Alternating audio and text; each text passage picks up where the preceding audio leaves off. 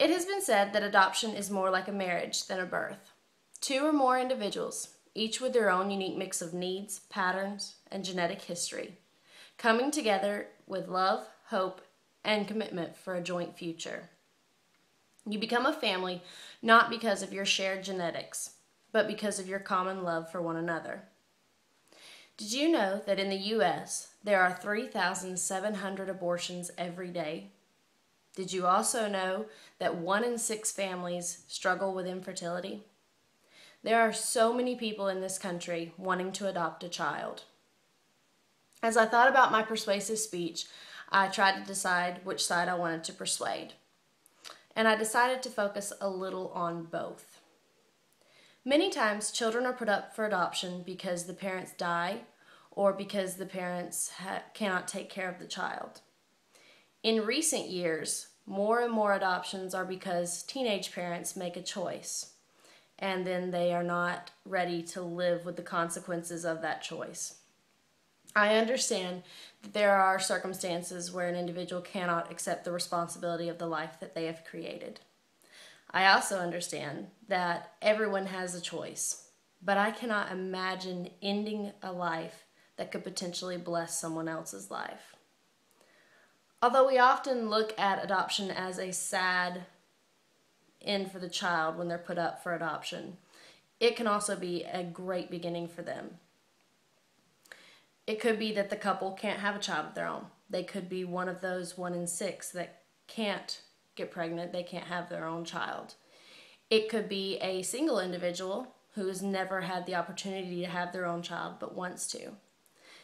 Or it could be a couple that is past having a child of their own but loves having children in their home and children around.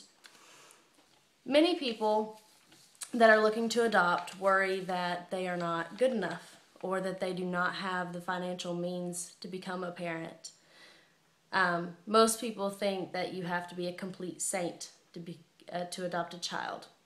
But as one website said, you don't have to be a perfect person to be the perfect parent.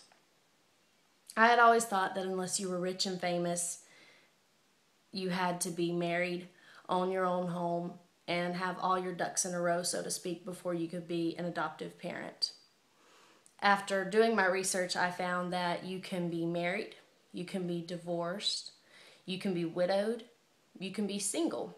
You can own your home, you can rent a home, or you can rent an apartment, and you can still be considered as an adoptive parent. I think the biggest thing that I hear people worry about when they look at adopting a child is the cost of adoption. Many people don't realize the amount of grants and loans that are available to parents looking to adopt. There are organizations that supply loans to families.